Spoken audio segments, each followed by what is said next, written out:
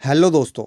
तो कैसे हो आप सब। आपका स्वागत करता हूं आपके अपने यूट्यूब चैनल विजय काले शेयर्स में। दोस्तों, इस क्लास में हम डिस्कस करते हैं नॉन टेक्निकल जो आपका सिलेबस है सी आई टेस एन टेस एग्जाम के लिए, जिसमें मैथ और रीजनिंग के क्वेश्चन पूछे जाते हैं और जिसका सिलेबस सभी ट्रेड के लिए सेम है।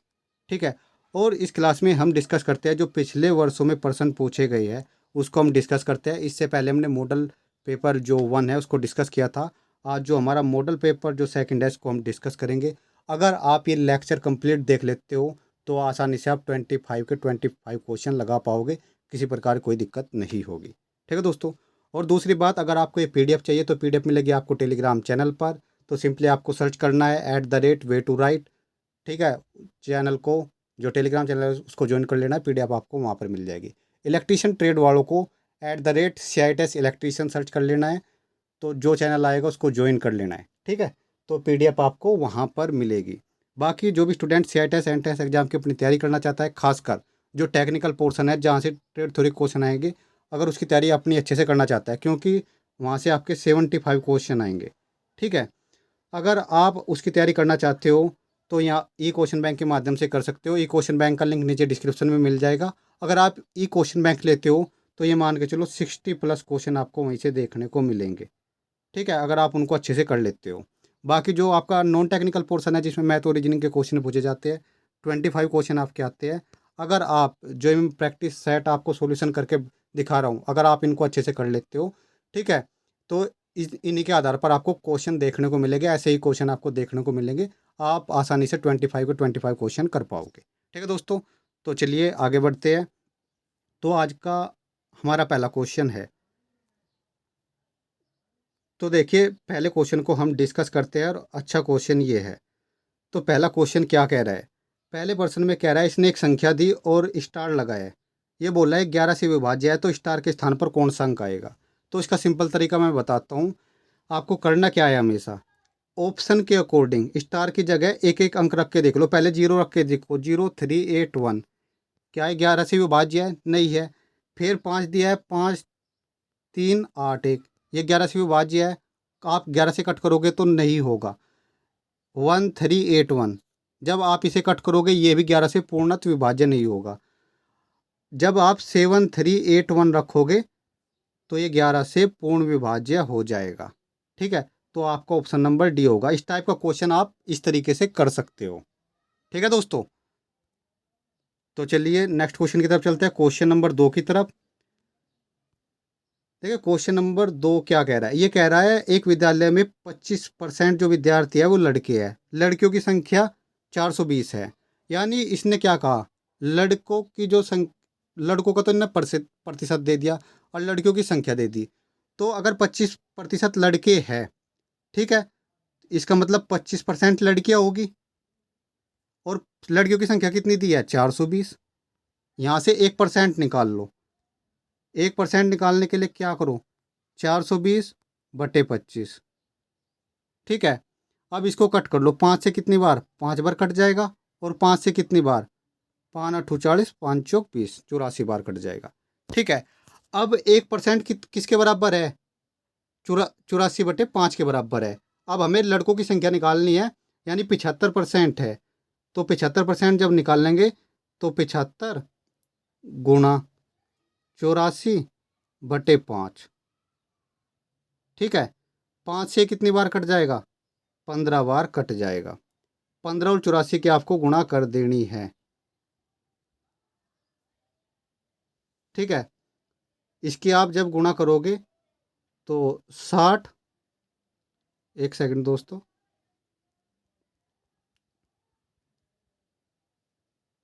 60 गुणा 120 तो कितना आ जाएगा, 06। यहाँ पर देख सकते हो 1260 आपको ऑप्शन आ गया, ऑप्शन नंबर सी। ठीक है। तो देखिए थोड़ा सा ये लिखने में थोड़ा अजीब सा हो जाता है, लेकिन हमेशा अपना फोकस समझने पे रखो, क्वेश्चन को रटना नहीं है। एक बार और बता देता हूँ, 75% लड़के हैं और लड़कियों की संख्या 420 है। यानी जब देखो कोई भी संख्या 100% होती है, कोई भी चीज़ क्या होती है, 100% होती है। जब इसने 75% लड़के बोले हैं तो यानी जो लड़की कितनी है, 25% लड़कियाँ होगी। और लड़कियों की संख्या इसने 420 दे दी। तो आपको करना क्या है, यहाँ से 1% निकाल लो, 1% आपका जो आएगा, फिर आपको 75% निकालना है, उसमें 75 की गुणा कर देना, आपकी संख्या आ जाएगी। ठीक है, हमेशा समझने में फोकस होना चाहिए आपका, रटने पे नहीं। अब देखो क्वेश्चन नंबर 3 क्या कह रहा है, ये कह रहा है ये भिन्न दे दी इसने, प्रतिशत में बदलना। अगर कोई भी संख्या प्रतिशत में बदलनी है 100 की गुणा कर दो, 2/5 गुणा 100, ये प्रतिशत में बदल जाएगा 100 की गुणा करते ही। 5 से कितनी बार, 20 बार, कितना आ गया, 40%। और इस टाइप के क्वेश्चन आपको देखने को मिलेंगे। नेक्स्ट क्वेश्चन की तरफ चलते हैं। ये क्वेश्चन आपको खुद करना है। ठीक है, यहाँ पे जहाँ पे प्रश्नवाचक चिन्ह दिया है यहाँ पर एक्स मान लेना और पहले गुणा करना। ठीक है, गुणा करने के बाद इनको ऐड कर लेना। ठीक है, ऐड करने के बाद इसको इधर ले जाना और एक्स को उस साइड, जोड़ घटा करके आपका आंसर आ जाएगा। मेरे हिसाब से इतना काम आप कर लोगे। अगर इस टाइप के क्वेश्चन में कोई दिक्कत है तो कमेंट करके बताना। बाकी मैंने पहले बोला था सरलीकरण के लिए मैं एक स्पेशल वीडियो लेके आऊँगा। ठीक है, अब ये कह रहा है क्वेश्चन नंबर 5, एक सेकंड दोस्तों। क्वेश्चन नंबर 5 देखो, 120 और 125 का मैसे का, मैसे का मतलब मैं बताता हूँ। मैसे का मतलब वो होता है जो दोनों में कॉमन हो, उभयनिष्ठ हो। ठीक है, वो होता है हमारा मैसे। अब 120 को सबसे पहले 120 के इसको टुकड़ों में कट कर लो। 2 से कितनी बार कटेगा, 60 बार। 2 से कितनी बार, 30 बार। 2 से कितनी बार, 15 बार। और 3 से कितनी बार, 5 बार। और फिर ये 5 से कट जाएगा एक बार। ठीक है, 5 से कितनी बार, एक बार। अब हमें क्या करना है, जो 125 है 125 को कट कर दो। एक सेकंड दोस्तों। 125, 5 से कितनी बार, 25 बार। 5 से कितनी बार, 5 बार। और 5 से कितनी बार, एक बार। इसमें कौन सा मिल रहा है, कौन सा कॉमन है जो दोनों में मिल रहा है, तो 5 है। और 5 भी कितनी बार, एक बार मिल रहा है। तो आपका जो मैसा होगा वो 5 होगा, जो दोनों में मिले, या 3 संख्या हो तीनों में मिले, जो कॉमन हो। ठीक है, वो हमारा क्या हो जाता है, मैसे होता है। तो मैसे आपको ऐसे निकालना है। अगर आपको लैसा मैसे में कोई दिक्कत है तो कमेंट करके बताओ, अभी टाइम है। अब देखो क्वेश्चन नंबर 6, प्रीति का अरुण नामक पुत्र है। भाई ये क्या है, प्रीति है। प्रीति का एक पुत्र है, उसका नाम क्या है, अरुण। ठीक है, अब राम प्रीति का भाई है। राम और प्रीति क्या है, भाई बहन। नीता की भी रीमा नामक पुत्री है। और नीता राम की बहन है, यानी नीता क्या है, राम की बहन है। यानी वो क्या होगी, प्रीति की बहन होगी। और नीता की एक पुत्री है, पुत्री का नाम क्या है, रीमा। अब इसने पूछा क्या है, अरुण का रीमा से क्या संबंध है। अरुण जो है वो रीमा का क्या लगेगा, मौसेरा भाई।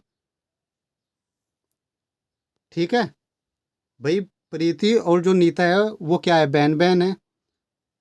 तो जो अरुण है वो रीमा का क्या लगेगा, मौसेरा भाई लगेगा।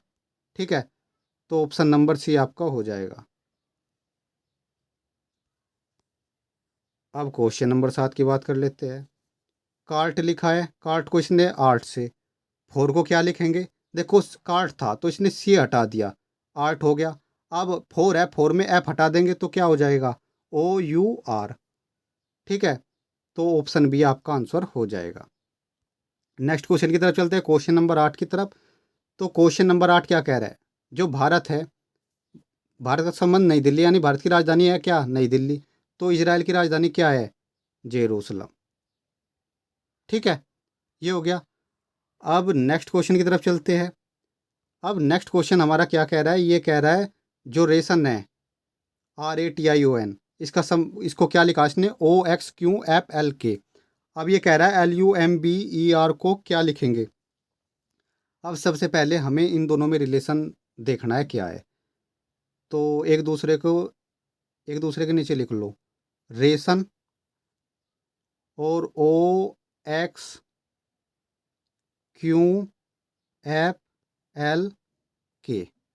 एक सेकंड में ऊपर से ये हटा दूँ।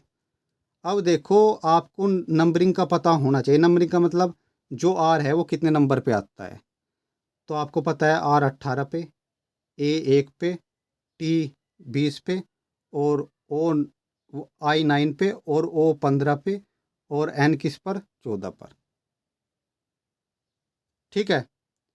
और ओ कितने पे, 15 पे, एक्स कितने पर, 24 पर, और क्यू कितने पर, 17 पर, और एफ कितने पर, एफ आता है हमारा 6 पर, और एल कितने पर, 12 पर, और के हमारा कितने पर, 11 पर। आप यहाँ पर डिफरेंस देख लो। आप सभी में जब डिफरेंस देखोगे तो 3 का डिफरेंस देखने को मिलेगा आपको। 3 का डिफरेंस। भाई क्वेश्चन को समझने की कोशिश करो, रटना नहीं है। 3 का डिफरेंस है, किसी में भी देख लो, सभी में 3 का डिफरेंस है, यानी 3 कम हो रहा है। ठीक है, 3 क्या हो रहा है, कम हो रहा है। अब आपको करना क्या है, नंबर जो है LUMBER। अब आपको पता है एल कितना होता है, 12, यू कितना होता है, 21, एम कितना होता है, 13, और बी कितना होता है, 2, और ई कितना होता है, ये आपका होता है 5, और आर कितना होता है, 18। 3 3 कम कर दो। 12 में से 3 कम हुए, कितना बचेगा, 9। 9 पे क्या होता है, आई। 21 में से 3 कम कर दो, 18। 18 पे क्या होता है, आर। 13 में से 3 कम कर दो, 10। 10 पे क्या आएगा आपका, जे। जे ही आएगा। ठीक है। और बी 2 है, 3 कम करोगे तो क्या होगा आपका, वाई आ जाएगा यहाँ पर 25। वाई 3 कम करोगे 2 पे क्या आ जाएगा, बी आ जाएगा, बी। और 18 में से कम करोगे कितना, 15 आ जाएगा, तो क्या आ जाएगा, ओ। अब देख लो ऑप्शन में IRJ YBO, ऑप्शन डी आपका हो जाएगा। तो आपको सिंपली सबसे पहले आपका क्या काम है, इस टाइप में आपको संबंध देखना है, कितना घट रहा है, कितना बढ़ रहा है, एक दूसरे के अपोजिट तो नहीं है। ये सब चीज़ें आपको देखनी पड़ेगी। ठीक है। नेक्स्ट क्वेश्चन की तरफ चलते हैं। Question number 10। क्वेश्चन नंबर 10 में कह रहा है महासागर। महासागर में क्या जल से संबंधित है, तो ग्लेशियर किससे संबंधित होगा, बर्फ से। ठीक है। अब देखो क्वेश्चन नंबर, अब हम बात कर लेते हैं 11 की। क्वेश्चन नंबर 11 में कह रहा है ये, इसने दे दिया √ में 256 बटे √x बराबर के 2। अब हमें करना क्या चाहिए, एक तरीका तो ये है कि इसको बाहर निकाल लूँ। ये बाहर कितना, 16 का वर्ग होता है, तो बाहर इसका वर्गमूल से बाहर आ जाएगा ये। उसके बाद √ में x की गुणा दूसरी साइड कर दूँ। 2 को इसके बटे में ले आता हूँ, और x को ले जाता हूँ दूसरी साइड। 2 से कितनी बार कट जाएगा ये, 8 बार। जब हम x की वैल्यू निकालेंगे तो हमें दोनों तरफ का वर्ग करना पड़ेगा। तो x बराबर कितना आ जाएगा, 64। इस टाइप के क्वेश्चन में मेरे हिसाब से कोई दिक्कत नहीं होनी चाहिए। भाई हमने क्या काम करा, x को इस साइड ले गए, और 2 को हम इसके बटे में लेके आ गए। कोई दिक्कत नहीं होनी चाहिए। ठीक है। तो ऑप्शन बी आपका हो जाएगा। और हाँ दोस्तों, किसी क्वेश्चन में ऐसा लगता है कि समझ में नहीं आया, या मैंने तरीके से नहीं बताया, या जैसे मैं लिख रहा हूँ कहीं कोई दिक्कत है, तो कमेंट करके बताना। मैं इसको और अच्छे से समझाने की कोशिश करूँगा, या अलग से आपके लिए सॉल्यूशन लेके आ जाऊँगा एक पेज पे। ठीक है। लेकिन कमेंट करके आपको ही बताना पड़ेगा। नेक्स्ट क्वेश्चन की तरफ चलते हैं। इसको देखो, मैं शॉर्ट ट्रिक से बताऊँगा आपको। ये कह रहा है सबसे छोटी भिन्न संख्या क्या है। सिंपल तरीका क्या होता है, जैसे 11/13 दे रखा है, 9/11 दे रखा है, 3/4 दे रखा है, 5/7 दे रखा है। सबसे छोटी संख्या बतानी। ठीक है। 11/13। तो इनका डिफरेंस देख लो कितना है। डिफरेंस 2 का है, तो 11 को 2 से भाग दे दो। डिफरेंस 2 का है, तो 9 को 2 से भाग दे दो। डिफरेंस 1 का है, तो 3 को 1 से भाग दे दो। डिफरेंस 2 का है, तो 5 को 2 से भाग दे दो। ठीक है। जब आप इनको डिवाइड करोगे, जो सबसे छोटी संख्या होगी वो क्या होगी, वो 5/2 होगी। ठीक है। ये आपको मेरे हिसाब से पता होगा। ठीक है। ये 5.5 आएगी पहली, दूसरी 4.5 आएगी, तीसरी 3 होगी, और ये 2.5 आएगी, 2.5। तो सबसे छोटी संख्या क्या होगी, 5/7 आपकी सबसे छोटी संख्या होगी। आपको हमेशा करना क्या है इस टाइप के क्वेश्चन में, अंश और हर के बीच डिफरेंस देखो कितना है, जो डिफरेंस है, जो अंश होता है उसको डिवाइड कर दो, बस ये काम करना है, उससे आपको छोटी और बड़ी संख्या का पता लग जाएगा। ठीक है दोस्तों, नेक्स्ट क्वेश्चन की तरफ चलते हैं। तो नेक्स्ट क्वेश्चन ये कह रहा है, सोनी मोनी टोनी 2400 रुपये है, इनको अनुपात में 2:3:5 के अनुपात में बांटे गए, सबसे अधिक धन किसको मिला? भाई 5 सबसे ज़्यादा है ना, तो ये किसके पास, टोनी को मिला। ठीक है भाई, 2400 का दूसरा हिस्सा तो किसे मिला? सोनी को। तीसरा हिस्सा मोनी को मिला, और जो पांचवा हिस्सा है वो किसको, मतलब पांचवा, ठीक है, यानी दोनों का हाफ जो किसे मिला, टोनी को मिला ना सबसे ज़्यादा, क्योंकि उसको 5 हिस्से मिले हैं। बाकी को, एक को 2 मिले, एक को 3, और तीसरे को पांचवा, पांचवा किसको मिला? टोनी को। तो सबसे अधिक जो धन है वो किसको मिला? टोनी को मिला। ठीक है, अब क्वेश्चन नंबर 14 ये रहा, ये कह रहा है 12 यात्रियों का औसत भार 60 किलोग्राम है, जबकि शेष यात्रियों का औसत भार 55 किलोग्राम है। सभी यात्रियों का औसत भार पूछा है। देखो, पहले आपको फॉर्मूला पता होना चाहिए, मैं बता देता हूँ। औसत बराबर क्या होता है? योग, जितनी भी संख्या, जितनी भी संख्या दी गई है उन सब का योग बटे संख्या। ये आपको औसत का बेसिक फॉर्मूला पता होना चाहिए। अब यहाँ पे क्या है, औसत दे रखा है, संख्या दे रखी है, ये 12 यात्री है, योग निकाल लो। योग के लिए आपको क्या करना पड़ेगा? दोनों की गुणा करनी पड़ेगी। तो पहले 12 यात्रियों का योग निकाल लेते हैं, फिर 18 यात्रियों का योग निकाल लेते हैं। ठीक है जी। तो देखो, जब 12 का योग आप निकाल लोगे तो कितना आ जाएगा? 720। फिर जब आप 18 का योग निकाल लोगे, 18 का योग कैसे आएगा? 18 की गुणा आपको 55 में करनी पड़ेगी, तो 90 और 90 कितना आ जाएगा? 990। अब दोनों को योग कर लो, दोनों को जोड़ लो, इसने औसत भार पूछा है, दोनों का योग कर लो। 0, 9 2 11, 9 7 16 और 1 17।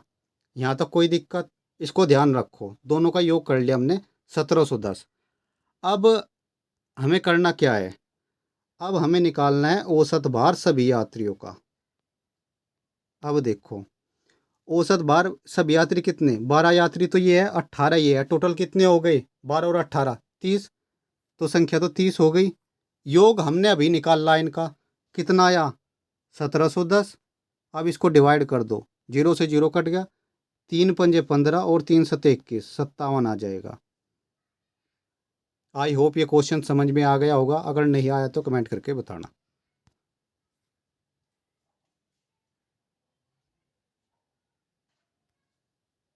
नेक्स्ट क्वेश्चन की तरफ चलते हैं, क्वेश्चन नंबर 15। ये कह रहा है, यदि एक नगर की जनसंख्या 64,000 हो और उसमें 10% वार्षिक वृद्धि होती है, 3 वर्षों बाद उस नगर की कुल जनसंख्या कितनी हो जाएगी? पहले तो मैं इसको एक बेसिक तरीका बताऊंगा और एक फॉर्मूला बताऊंगा, जो आपको अच्छा लगे उस तरीके से आप कर लेना। ठीक है, तो चलिए मैंने इसका सोल्यूशन कर रखा है, उसको देखते हैं। तो देखो दोस्तों, नगर की जनसंख्या कितनी है वर्तमान? 64,000 है। ठीक है, 10% की वृद्धि होती है वार्षिक, यानी हर साल 10% की वृद्धि हो रही। पहले हम सबसे पहले 1 वर्ष बाद देख लेते हैं कितनी जनसंख्या हो जाएगी। तो हमने 64,000 का 10% निकाल लिया, कितना होगा? 6400। अब 64,000 में हमने 6400 को ऐड कर दिया, तो 1 वर्ष बाद जो जनसंख्या होगी वो नगर की, वो यह होगी। 1 वर्ष बाद निकली है ये। अब हम देखते हैं 2 वर्ष बाद की। 2 वर्ष बाद की जनसंख्या हम क्या निकालेंगे? अब 2 वर्ष बाद की जो जनसंख्या निकालेंगे, अब हम इसका 10% निकालेंगे। इसका हमने 70,400 का 10% निकाला, तो कितना आ गया? 7,040। अब 70,400 में 7,040 ऐड कर दिया, तो 77,440 आपका 2 साल बाद की जनसंख्या आ गई। ठीक है, अब आगे जैसे हम चलते हैं, 3 वर्ष बाद की जब हम बात करेंगे, तो 3 वर्ष बाद में देखो क्या होगा? 77,444 2 साल बाद जनसंख्या हो गई थी। अब 77,440 का हमने 10% निकाला तो 7744, ठीक है, आ गया। अब 77,440 में हमने 77,044 ऐड कर दिया तो 85,184 जनसंख्या हो जाएगी 3 वर्ष बाद। वर्तमान जनसंख्या कितनी थी? 64,000। 10% की वार्षिक वृद्धि हो रही थी। 3 वर्ष बाद कितनी हो जाएगी? 85,184। या तो आपको इस तरीके से कर लेना है या फिर सिंपली आप एक ऐसा फॉर्मूला ध्यान रख सकते हो, इस फॉर्मूले को, ठीक है। ये जो जनसंख्या निकालनी है आपको 3 वर्ष बाद या 2 वर्ष बाद या 10 वर्ष बाद, जितने वर्ष बाद जनसंख्या निकालनी है। यहाँ पे तो वर्तमान जनसंख्या पी क्या है? वर्तमान जनसंख्या। आर क्या है? जो वार्षिक दर से वृद्धि हो रही है। एन क्या है? जितने वर्ष वो बोल रहा है। तो 64,000 हमने यहाँ पे रखा। 1 प्लस वार्षिक दर कितनी थी? 10, तो 10/100। और कितने साल बाद पूछ रहा है? 3 साल बाद, तो 3 हमने यहाँ रख दिया।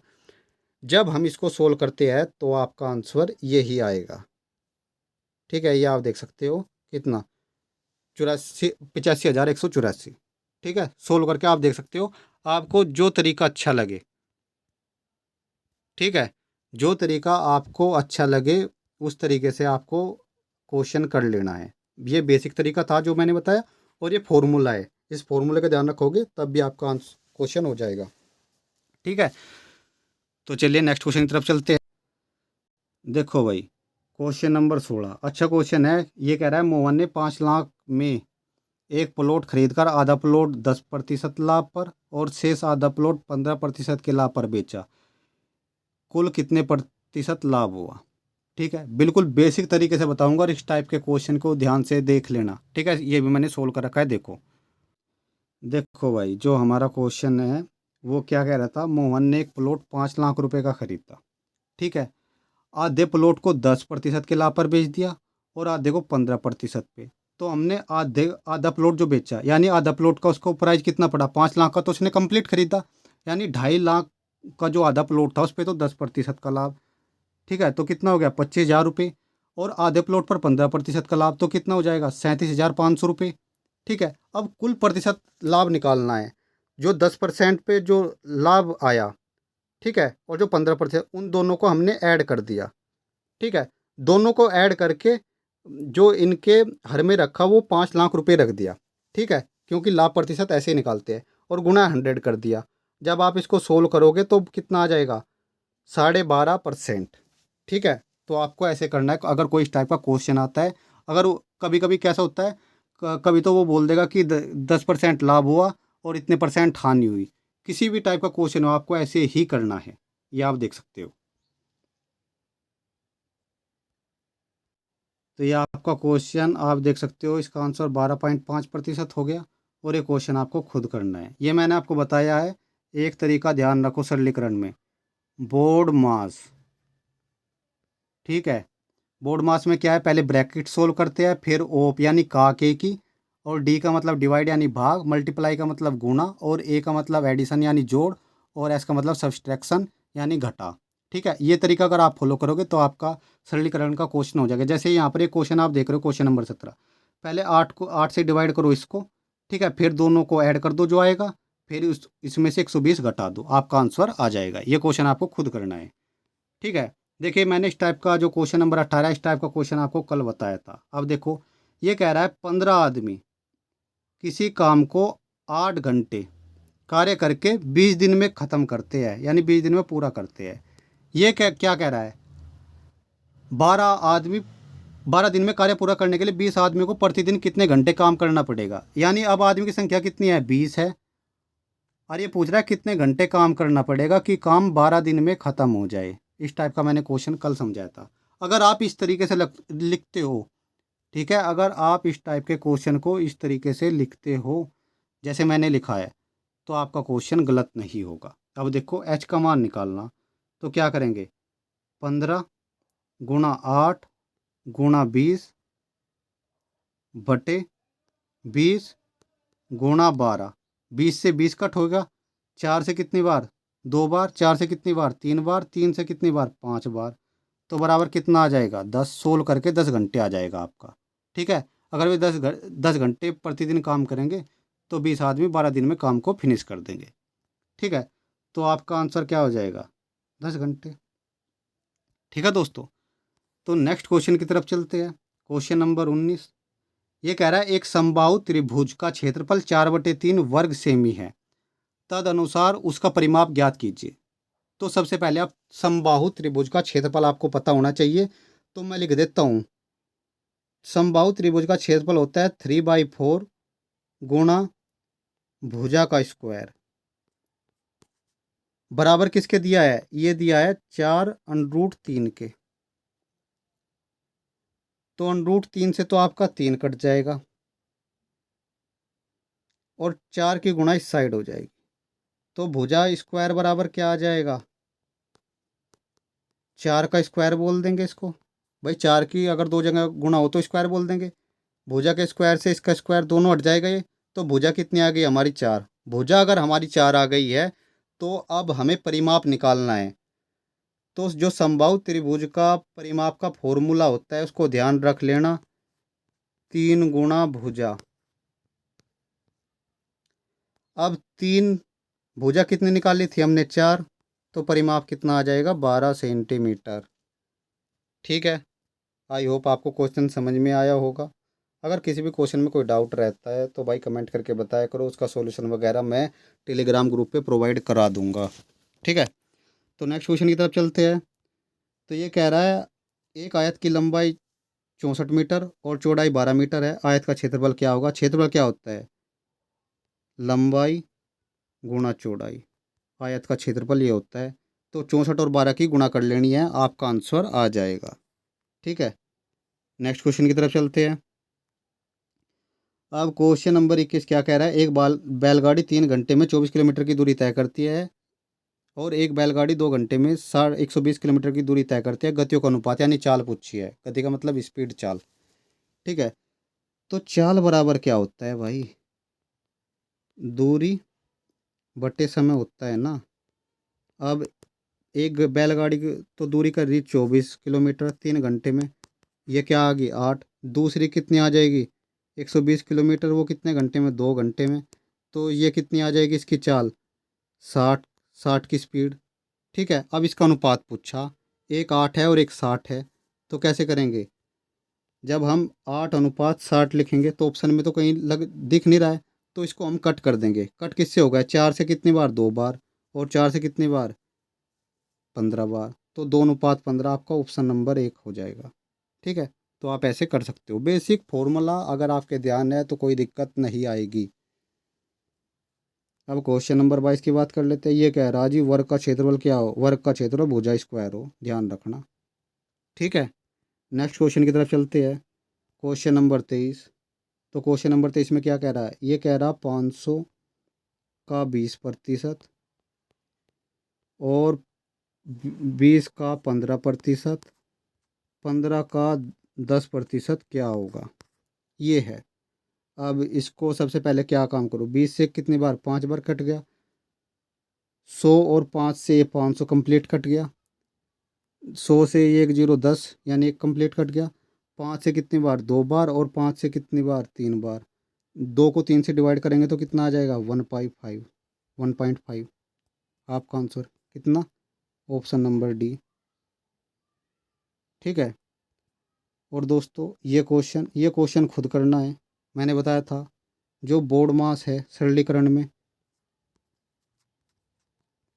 बोर्ड मास, ये तरीका आपको यूज करना है, इजीली आपका क्वेश्चन हो जाएगा। हमेशा इस टाइप के क्वेश्चन में एक बात ध्यान रखो, मैं ये आपको सॉल्यूशन करने के लिए बार बार क्यों दे रहा हूँ, आप प्रैक्टिस करो, क्योंकि सरलीकरण से आपके 2 से 3 क्वेश्चन देखने को मिलेंगे। ठीक है, एग्जाम में जितनी आप प्रैक्टिस कर लोगे उतना ही आपके लिए अच्छा रहेगा।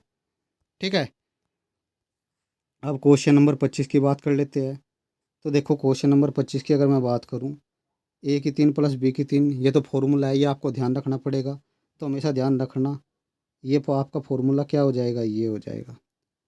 अगर कहीं भी ये ए की 3 प्लस बी की 3 हो तो क्या लिखेंगे आप, ए प्लस बी और ए स्क्वायर प्लस बी स्क्वायर और माइनस के ए बी।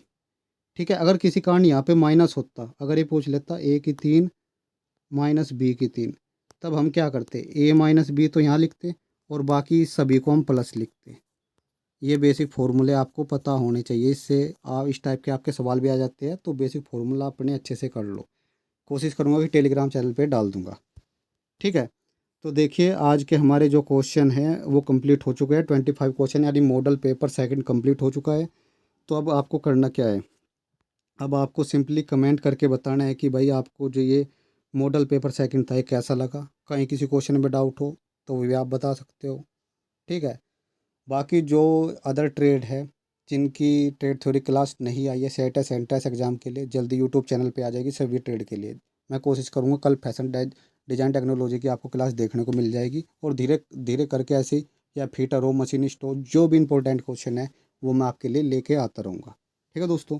बाकी जो आप टेक्निकल की अपनी तैयारी अच्छे से करना चाहते हो 75 मार्क्स के लिए, तो आप ये क्वेश्चन बैंक ले सकते हो, नीचे डिस्क्रिप्शन में आपको लिंक मिल जाएगा। बाकी कमेंट करके बताना आपको वीडियो कैसी लगी। अगर अच्छी लगी है तो वीडियो को लाइक ज़रूर कर देना। पीडीएफ आपको टेलीग्राम चैनल पे मिल जाएगी, ठीक है दोस्तों, धन्यवाद।